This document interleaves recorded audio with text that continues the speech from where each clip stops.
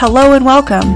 I am Dr. Lara May, a clinical pharmacist specializing in functional medicine, as well as a certified yoga teacher and Reiki master. I run a truly integrative health coaching practice encompassing functional medicine lab testing, yoga and meditation, and a sprinkling of Reiki energy medicine. Join me here on Light Body Radio to break through your health plateau and come into alignment with your natural vitality.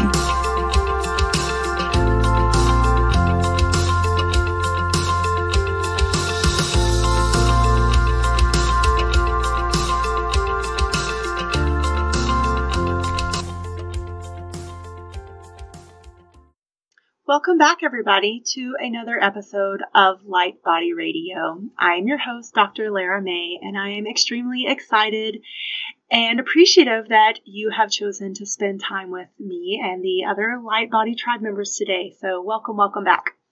Today, I want to talk to you a little bit more in depth about how you can support your immune system for the long haul. And I think most of us at this point have come to a level of realization / acceptance that COVID-19 is not going anywhere. And that as much as we want it to just resolve itself and go away, that's most likely not going to be the reality, at least probably through the end of this year.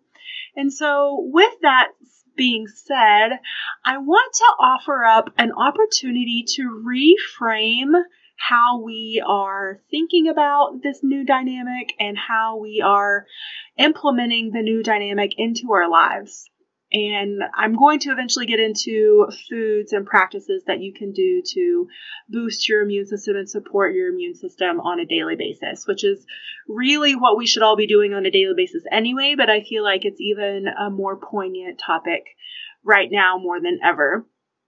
But I also want you to think about this COVID-19 disease relative to some other viral diseases that we don't have a cure for. So I want to I know the media, they're really good at infusing fear into almost everything that they put out. And so I want to take this moment and this opportunity to try to diffuse some of that fear that's been built, around the subject of COVID-19. And at the beginning, back at the beginning of this year and in February and March, I do think it was appropriate for our country, our local municipalities, to go on what we're now calling, social distancing and self-quarantine, because there was a lot we didn't know and the numbers were rising rapidly. However, now at this point, our numbers have plateaued across the country, and I want to emphasize the word plateau, meaning it's come up and it's flattened off. So far, they have not, on average, if you look at the Johns Hopkins website, which is a great resource where they track the numbers, the tested positive numbers, the survival numbers, and then of course the death numbers. But if you look at that, and I think they are probably one of the most credible sources out there, and I can put a link to that in the show notes for you. You'll notice that the numbers again have plateaued, so they haven't gone down. So we haven't yet reached, the downside of the hill, so to speak, yet. And so I don't think you need to be afraid. I do think it's healthy to be aware and cognizant and deliberate with your actions and how you protect yourself, both inside your home and inside your body and outside of your home when you venture out, because eventually we are all going to have to go back to work and go back to our lives. They will never, I don't want to say go back into, how about that, into our lives, because, and again, not to get political, but our economy and the world's economy cannot be sustained if we all stay sequestered. And so while I understand the effort of our government trying to protect the people through these social distancing and quarantining measures, I do think we've moved past the point of being reasonable and being intelligent about the decisions that we're making and about the things that we're asking people not only to do, but not to do, and the things we're asking people to sacrifice doing. And so it's not, a big part of it is about work and having a way to sustain yourself. But if we look at it from the infectious disease standpoint, our immune system is our body's defense against infections, which includes viruses and bacteria, of course, and fungi, and all of these different onslaughts that normally when we're out and about in the world, we have a daily onslaught of all these things. And a normally functioning immune system will respond, and you'll never feel bad. At most, you might feel a sniffle or a headache but your immune system, what it does is it creates a response. So we have different aspects of the immune system, but really I just want to give you like a very brief and simple explanation because it sort of factors into why I'm saying that probably the best thing for most of us that are healthy without extreme immunosuppressant diseases, our immune system functions best when we're being exposed to things on a daily basis. So we have different cells in our body that responds. And so let's say it's a virus, like a flu or a cold virus, because that is a type of virus, a type of disease that we don't have treatment or cure for. And the vaccine that we have for the flu is at best, most seasons, between 20 to 40% effective, which is not very good. So I want to keep this in perspective of reality of what we had before this and maybe maybe some more reasonable expectations. Because this virus does mutate. It doesn't mutate as quickly as a flu or cold virus, but it does mutate. Right now, the last time I checked, there were roughly 14 different mutation varieties rotating around the world. So just because they make a vaccine for one doesn't mean that if you have a different kind, that vaccine will be effective for you. So when our body is faced with a foreign invader, then it mounts a response. And one of those responses can be to surround it with these different immune cells that we have in our body. And it can kill that invader, or it can deactivate the invader, and then it can help your body get rid of it. But the other thing that it does is it creates a memory, a little immune response memory. And so that the next time your body is faced with this invader, even if it's not the exact same, which is why it's a certain way, that's why some vaccines still are effective, even if they're not the exact same. So the immune system makes these specialized proteins called antigens. And the antibodies these antigens stay in the person's body. So again, if the immune system encounters the antigen, again, the antibodies then are ready to do their job.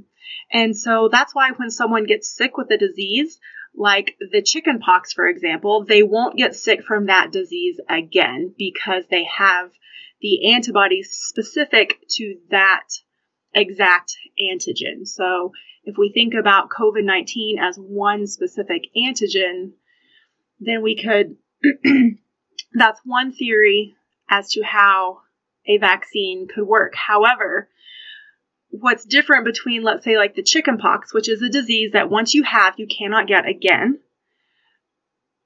The coronavirus is more in the, because of it mutates, like I mentioned earlier, so it creates different varieties of itself. And those varieties can also then create different varieties of itself. And this is the same thing that cold and flu viruses do, which is why it's so hard when we're talking about something like a vaccine to get the efficacy numbers up, meaning it's really hard for us to be able to say, you get this one vaccine and you will not get this disease. you can't say that with a virus that mutates so rapidly and so readily. And again, COVID doesn't mutate at quite as rapidly as a flu virus, but it does mutate in its replication. So it is something to think about. And so the whole point of me bringing this up is that, again, when our immune system works best, when it is getting the onslaught every single day, because whether you realize it or not, what your body sees as foreign, it then builds a defense against it. And so think about also the repercussions of when we do all go back into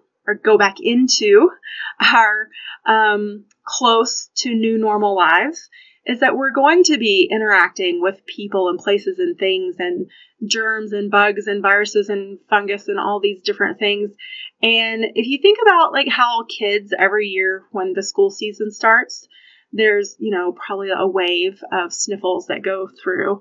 And it's just whatever virus that one kid had. Maybe he spent summer at the grandparents and then came back and, he gave it to all of his friends. And so it's, for most of us, it's not a big deal because it's very small and indolent, but it does serve a purpose, and it actually does help build our immune system up. So if you think about our immune system also like as a library, and so you wouldn't want to go to a library with just one book in it, right? That would be boring and very one-dimensional. But our immune system as like the Library of Congress, because every time it encounters something that is foreign to your body, it creates a new book. So if we think of the antibodies as a new book, and so think about how many and how in depth and how much variety and how dynamic that is. And I think that's pretty amazing that our bodies are built that way. That is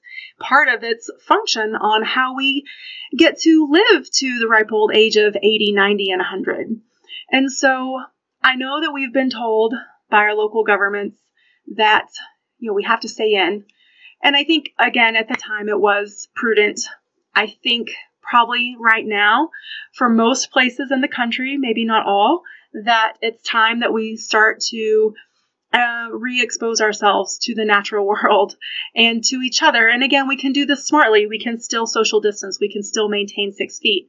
We can, of course, wear masks, because I think, especially as a healthcare worker, we've been told for years and years and years through cold and flu season, wearing a mask doesn't do anything.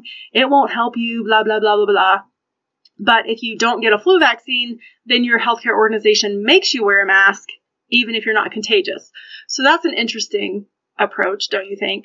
But now we're in this world where we want everyone to wear a mask. And so things are changing, and that's fantastic. I think that's really good. I think one of the silver linings that's come out of this pandemic experience is that we are more cognizant about what are we touching? What are we breathing? What are we coming in contact with? How can we protect ourselves? And because you do have the power to protect yourself, and you do have the power to make smart, intelligent decisions. And if we all do this, then we can live our daily lives, going to work, going to the grocery store, even going out to eat, but in a smart way that we can still be protected, for the most part, from getting ill and from getting sick. Okay, so that's all I want to say about that from the public health perspective. But I did want to sort of talk about transition, because I think that's where we are now. Because again, we're at the plateau phase, and that's really great. Plateaus are definitely better than, still traveling uphill. But we're not on the downhill yet. But we can get there. And I think one of the ways that we can get there faster is that if we all, not only with the masking and the gloves and the hand washing and the social distancing, but if we all really start to take seriously what we put into our bodies and really start to take inventory of where are we deficient? Where could we use more support? If we really tune in, and we can really support our physical, emotional, and spiritual well-being with food and then some other practices that I'm going to go over at the end. So I know you've heard me say it before, but eating the best quality organic if all possible, non-GMO, whole, real food. And, especially if you can go and get it at your local farmer's market. Now it's, springtime in our part of the world in the Northern Hemisphere. So hopefully a lot of farmers markets are opening back up. I know it might not be the case with the dynamic of COVID-19 right now, but if they are, I encourage you to go with your mask on, with your gloves on, grab your fresh fruit and vegetables, support your local farmers. They also need support at this time. And, when you get home, take your gloves and mask off in, the safe and a sanitary way. Wash your hands as soon as you take them off before you touch anything else. And then wash your fruits and vegetables. And I know some of this seems like really elementary, but I feel like that's one of the things that this coronavirus has brought back into the forefront. It's the little things that we do that really, it's what brought us out of the age of being fearful of every little thing that we could get sick from. If you think about before antibiotics even existed. So around the turn of the century of the 20th, between the 19th and 20th century, there were no antibiotics then. We didn't have antibiotics until right after World War I. And that's also, if you remember, the Spanish flu. Essentially, it was so deadly that it brought World War I to an early end. So that's an interesting point to think about, too, is that infectious disease has been a part of our story as a human being, as an animal species on this planet for thousands and thousands of years. So it's not new. So we just need to learn how to live with it and also live smartly with it and in conjunction with it. And so vaccines might be one of those ways, but we're not there yet. So let's talk about what we can actually do right now. And I'm sure you're probably really sick of hearing wash your hands, but that is the best thing because things travel on your hands. When you touch other things, whatever you were on your fingers is now transferred to anything you just touched. And then if you touch any of your mucous membranes, so your eyeball, your nose, your mouth, then that is a point of entry for the bug. So be really cognizant about that. And then also good quality food. Superfoods, super antioxidant boosting foods. Antioxidants help neutralize these harmful free radicals to prevent the potential negative effects on our health. So any of the foods that you've heard me talk about in the past, and I'm going to go through a list of them, but that are high in antioxidants, those are going to be naturally anti-inflammatory and naturally immune boosting to your system. And superfoods are just foods that are jam-packed with these nutrients that can help provide your body with the vitamins and minerals that it needs. And so again, think about zinc, think about lysine.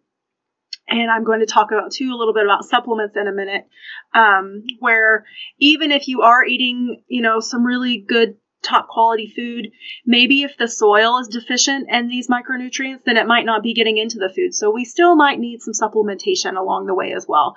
And so I will talk about some antiviral specific things. Okay, so your top sources of antioxidants, and these are also considered superfoods, are wheatgrass.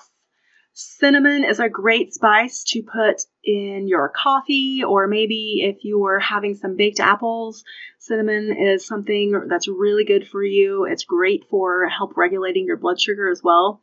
Wild blueberries. Now, wild blueberries are a little different from just your normal blueberries, but they're smaller, and they are considered to be more nutrient dense than a regular blueberry. But if you can't find them, usually I find them in the frozen food section, and you can get them in a big bag, and then you can put them in smoothies and fun desserts and things. But blueberries also are fantastic. So any fruit that's dark in color, whether it's dark blue, dark purple, dark red, those are going to be very high in antioxidants. So also raspberries, blackberries. Strawberries, not so much, but they're still very good for you, and they're a nice, sweet, naturally sweet treat, and they're coming into season. And so that's something else we want to think about is eating with the seasons, because when we eat with the seasons, not only do we support our local farmers, we support the natural movement and the natural energy that comes and goes, and it really helps keep our body in alignment and in the cycle with the season and the year, and the change that is inevitable every year, right? As we move through each season, change is inevitable. So definitely eat with the seasons. Avocado is a fantastic superfood. It has a lot of natural, healthy fat, which is great for your brain. It's also high in vitamin E, which is great for your skin. And it is also coming into season soon, so avocado, summer, that's exciting. I love avocados. Broccoli is a fantastic cruciferous vegetable, and the cruciferous vegetables really help scrub our liver and scrub our GI tract, because 90%, I think 90 is a fair estimation, 90% of our immune system lives in our gut. And so by eating the cruciferous vegetables, we are helping support the foundation of our immune system, which is the gut. So it provides the not only the vitamins and minerals, but the fiber to really scrub out the inner lining of our gut and help release and let go of the toxins that could be building up in our liver and our kidneys and our bowels, which could be contributing to inflammation and not feeling good and suppressing our immune system. So again, all of these things are linked together, and they all have a very specific function, but it is a dynamic environment as well. So, right? It's all connected. So salmon is a fantastic source of, again, omega-3s, good fatty fish oils, really good for the brain. Make sure that you're not, if you can help it, buying farmed salmon, and that you can find salmon fresh. Also, goji berries are a superfood, and they are known to be one of the highest vitamin C content foods on the planet. And so vitamin C is a very powerful antioxidant. It's a very powerful antiviral, and it has actually been part of the COVID treatment protocols we've been testing in the hospital. And so, at least in my place of work, we typically use vitamin C infusions on the infusion side, so the cancer center side of our hospital. It's an outpatient infusion. So if you're immune compromised, then sometimes the doctor will prescribe a vitamin C infusion, which means through your IV, that really helps boost your immune system and provides those antioxidants in large doses directly to the bloodstream, which really helps your body support and fight. So it helps fight the effects of whatever chemo and radiation you might be going through, but it also helps fight the cancer that your body is fighting as well. And you can definitely find protocols out there that will treat cancer in different disease states with vitamin C. The Reardon protocol is one of those, and I can put a link to that also if you're interested in looking more into that. But anyway, vitamin C, very powerful. We have used it as a cocktail, so like a combination with other agents to treat COVID as well.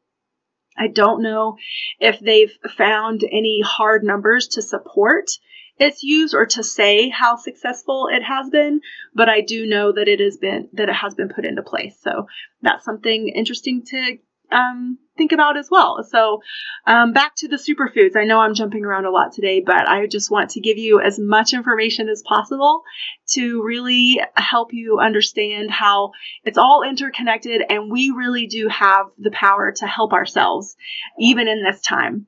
So also, superfoods, sweet potatoes, kale. Kale is also considered a cruciferous vegetable, so keep that in mind. Spirulina, that is a super powerful antioxidant, and I usually get mine in like the green powder form because I like to put it in my smoothies.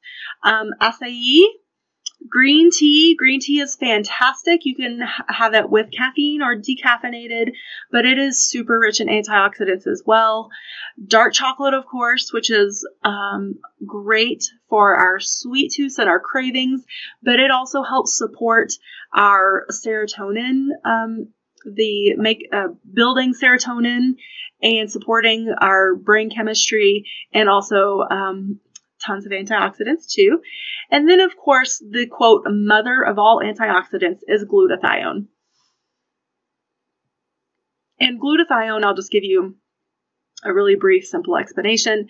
It's a compound in our body that is sort of considered to be the master detoxifier. So it's called the mother of all antioxidants, and it's the master detoxifier. And it contains a sulfur structure, but it really helps to grab onto things and get them out of our body. And so its function is mainly in the liver. And for me personally in my diet, I take a N-acetylcysteine supplement because N-acetylcysteine is metabolized down to glutathione. Now, there is some functional medicine research out there that says some people still don't have the enzymatic support to break down the N-acetylcysteine to the glutathione. And if you know you're one of those people, or you've tried taking NAC in the past and you're like, well, this doesn't do anything, what a waste of time and money, then you might be one of those people that your body just doesn't digest it. And so if that's the case, then you can find out there, it's called reduced glutathione as a supplement. And I definitely suggest this either in the NAC form or the reduced glutathione form, because almost all of us could use that extra detoxifying support to clear out the liver, clear out the kidneys, clear out our bloodstream, get the toxins out, get the inflammatory things out that don't serve us, just help your body help itself. And we can do that with food and supplements. And so glutathione is present in a lot of the foods. The glutathione's present in the cruciferous vegetables. It's also present in garlic and onions. And so you can get it through foods, but again, sometimes we just need a little extra boost. And so sometimes supplements can be useful. And I'm definitely not one of those people that wants you to go out and spend an arm and a leg on supplements. But if you're not able to get the high quality fresh fruits and vegetables, then supplements can also serve a role there. So I want to do a brief once over of some antiviral specific nutrients that you can also get as supplements or whole foods. So the first one we talked about a little bit already, vitamin C. Now that is obviously present in almost all fruits and vegetables to some extent or another, but just like everything else, you can get more than others. So like your citrus is known for having high vitamin C, right? Also your cruciferous vegetables are high vitamin C. Goji berries, high vitamin C. So if you wanted to make a super immune boosting smoothie in the morning, you could throw in some goji berries. You could throw in some spirulina powder. You could throw in some of your wild blueberries and then, some fresh leafy greens. And that is a perfect low sugar, no added sugar, immune boosting smoothie. And then if you wanted some protein and fat in there, you could throw in an avocado and maybe some hemp seeds or chia seeds or flax seeds. Any of those seeds are complete plant proteins. And so they are also fabulous. So think about that. Antiviral. So the next one is lysine. And lysine is also present naturally in foods, but you can take this as a supplement, and it is known to be antiviral. And usually in the vitamin store, wherever you frequent, you'll see it as L-lysine. And if you're taking it as a supplement, you want to look for a size of, let's say, 500 to 1,000 milligrams per tablet. And you would take that once to twice a day, depending on your needs. But again, I much prefer that you get all of your antiviral and immune boosting foods aspects from your foods. And so good sources of lysine include eggs, cod, sardines, Parmesan cheese, spirulina.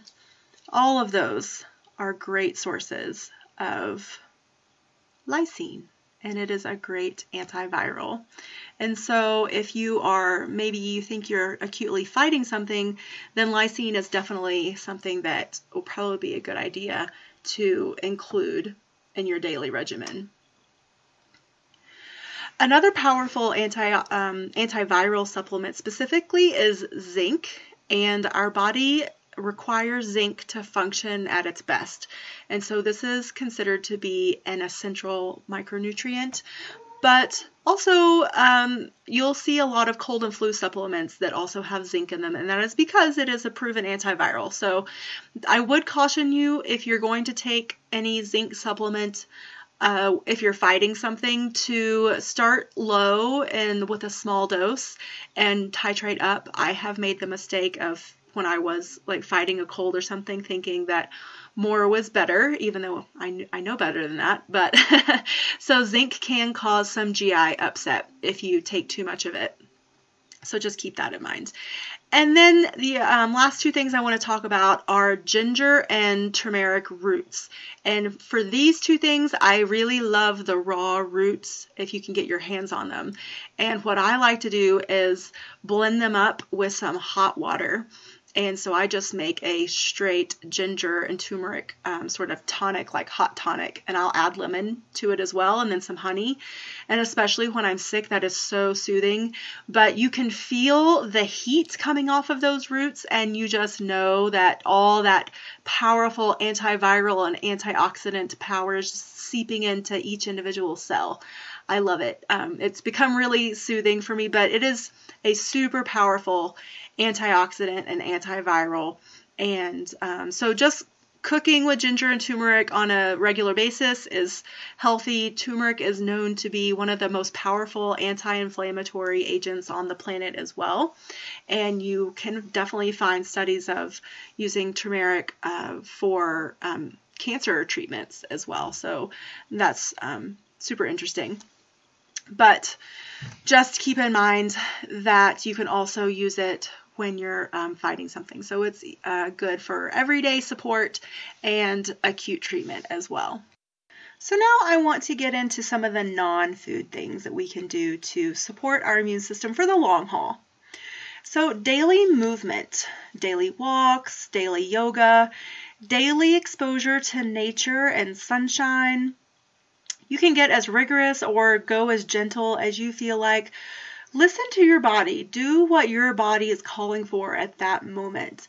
I know over the last week or so, we went through a full moon and then a new moon cycle. So for me, I don't know about you guys, but I felt like the energy was like really strong and crazy, and it really just wiped me out. And so I ended up doing some still exercising, but it was a lot more gentle than I normally would allow myself to go. And I think we need to think about this in terms of like daily self-care.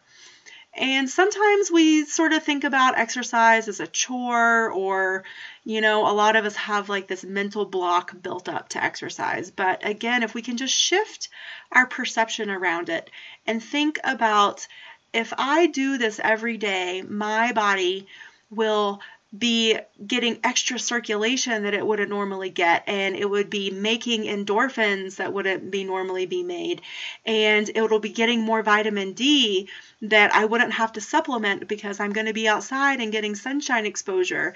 And again, to bring it back to contemporary COVID issues, I don't know how many of you have seen the most recent study that was released showing, they did say a very crude correlation, I think were their exact words, but a correlation nonetheless between vitamin D levels and how well you're able to fight COVID. So we really want to think about getting those vitamin D levels up.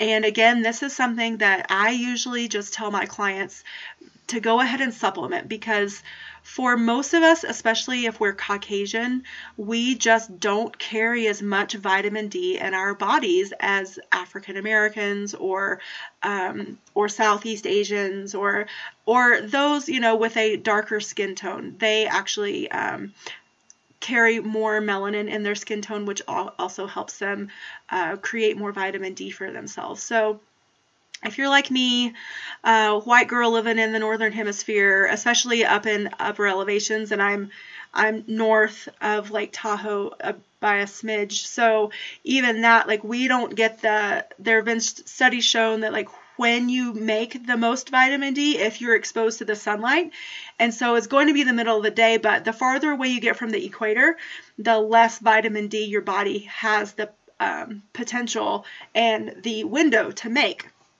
So really, most of us probably should be supplementing. This is something that you can get tested with your doctor, so I definitely recommend that as well, because it's good to know where you're starting. So, and I've done blog posts, and I'm pretty sure I've done a podcast on just vitamin D. So it's a big subject, but essentially you want to be at least at minimum 5,000 units a day, because that's usually about what our body uses every day. And so you want to at least be putting back in what your body is using up. Okay, yes, so sunshine, walking, yoga, gentle movement, stretching, anything to get your body moving. Maybe you're a runner, maybe it's, mountain bike season for you. Maybe you're in the southern hemisphere and it's starting to be ski season. That's exciting. I love ski season. So listen to your body, do what feels good, both to your physical body and your mental body. If one day you're not feeling it, then that's okay. You can do some of these other things that we're about to talk about, like salt baths. And you can go back and listen to the episode that I did with Stephanie May, the massage therapist, about the benefits of magnesium. And so taking a salt bath with some Epsom salts, super supportive for your immune system. Also great for stress relief. And then there's sauning, whether it's a wet sauna or a dry sauna. If you're sweating, then you're getting the toxins out and you're helping your body clear out what should not and does not need to be there. So definitely get your sweat on. And again, like I said last week, I was feeling really wiped. And so instead of going for a run, I went and I sat in my sauna for 45 minutes and got a good sweat on. And I felt so rejuvenated after that. And I was literally just sitting there. I was meditating too, but I was just sitting in one spot sweating. So, sauning can be really great for you too.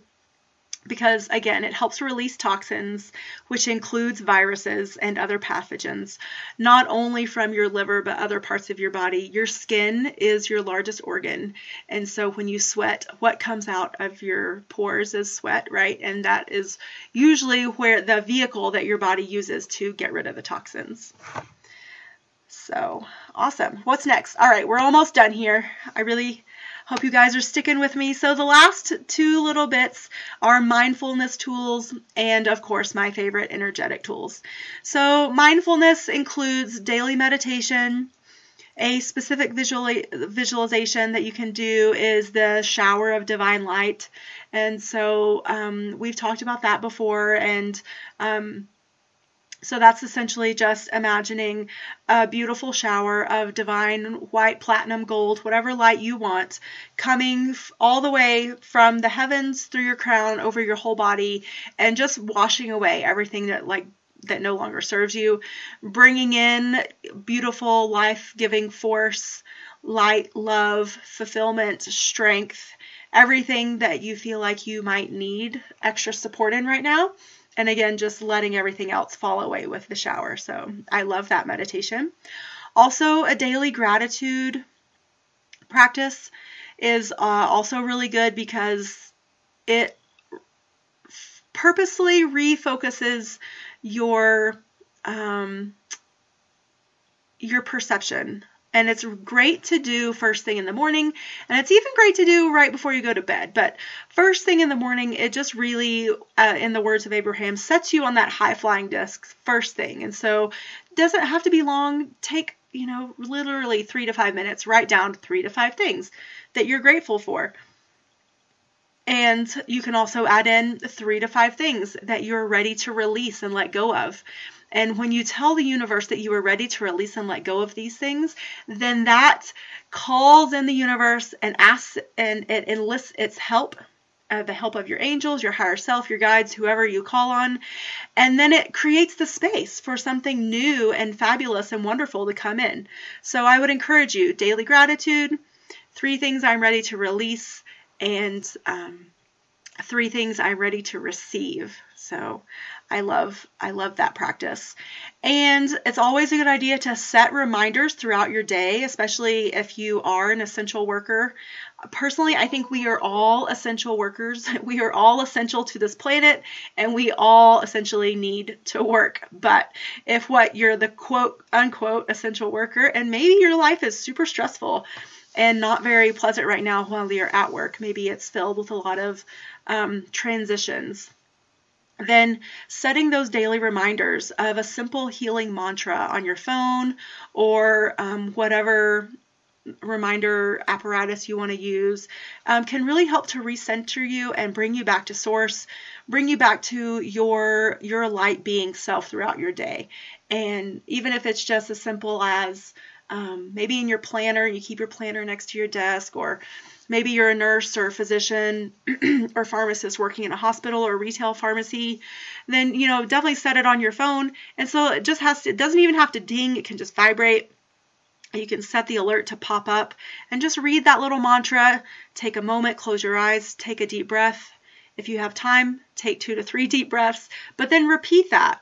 And then that's it, and go about your day. So it doesn't have to be super disruptive to your day, but it can be just enough to bring you back, because I've said this many times, it's not about being perfect, but it's how quickly and how often we come back to being centered, come back to source, come back to our wonderful alignment.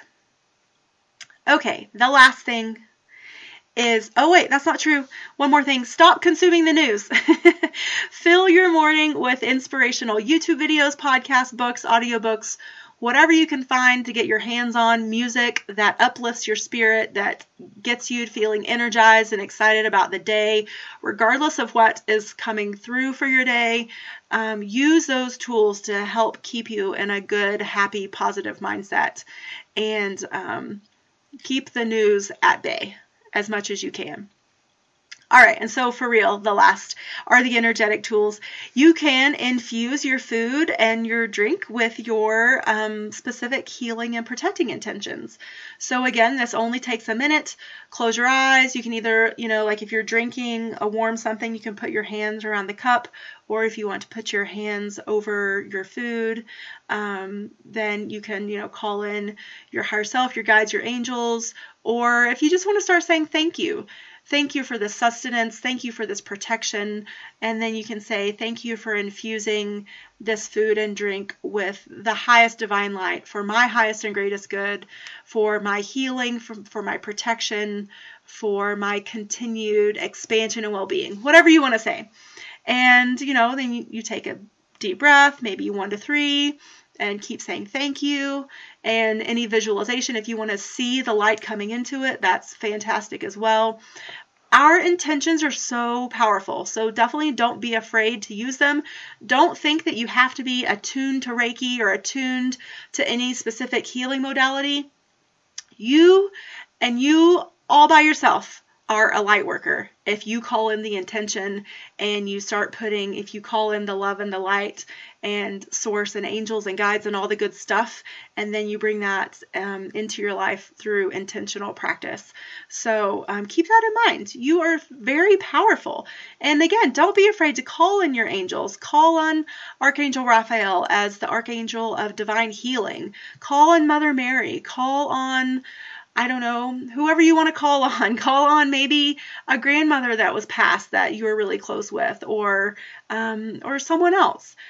Just know that you have the power to keep yourself healthy, to get yourself to that healthy place, and to help others by bringing forth your beautiful light and energy into the world and into every room that you go into. And so don't discount that power. And I want you guys to focus on this for the next 2 weeks, and I want to hear your feedback. I want to hear if you've changed something you've eaten, or if you've instituted maybe a new healing tonic in your morning or evening, or maybe, you tried the gratitude practice, or whatever it is. I want to hear what you've done and how it worked and maybe what you struggled with, and I'm here to support you, and I would love to keep helping you out on this journey and navigating this new normal of the COVID-19 world. And again, I think it can be really supportive and rich and expansive for all of us if we just give it the chance. And so I will leave you with that. Oh, there are a couple things I want to tell you guys about that I'm really excited. I have started a Patreon channel. And so if you don't know what that is, it's a space where I am able to bring you bonus content. and for a small membership fee. So I'm starting it at $5 a month. And my intention with this is to bring you things. I want to bring you live interaction with me. So I want to do live Q&As. I want to do live readings, spot readings for you. I want to do live channeled sessions to channel angels and guides and galactic beings for you to bring through messages of upliftment and healing. I also want to bring you like extra in-depth things. So maybe making this podcast a little shorter and more digestible for some people. But if those of you want the dive deep info, then I have a chance to give that to you in a different platform. So anyway, it's patreon.com/Dr. Lara May. Definitely go check it out. The first thing I posted is a survey because I want to support you and make it valuable for you. So I want to know what you want out of it. And then also I am teaching a class. I'm reteaching my Upgrade Your Divine Blueprint class. And this is a class that is so fun. It is essentially, it's essential programming upgrade process. And so it's an energetic spiritual navigation system, really, for upgrading your soul blueprint and recognizing your full human potential. It's a lot of fun. It's a process that once you've learned it once, you have it with you for life. It comes with a written e-guide so that you can use it for reference. And then you also get a lifetime recording to keep. And so this is happening on May 22nd. And keep your eyes out for more information coming about that. Specific times. It's going to be on Zoom. And so if you even wanted to sign up but you can't come to the live call, then you still get the handout and the recording. And so you can still get the benefit. And so I hope you guys all join me for that. Again, if you want to join my email list so you'll never miss an update, never miss a class, that's an option on my website, drlaramay.com. I'd love to have you as part of the Light Body Healing Tribe. And so I hope this episode finds you happy, healthy, and I look forward to talking to you guys in the next couple weeks. Namaste.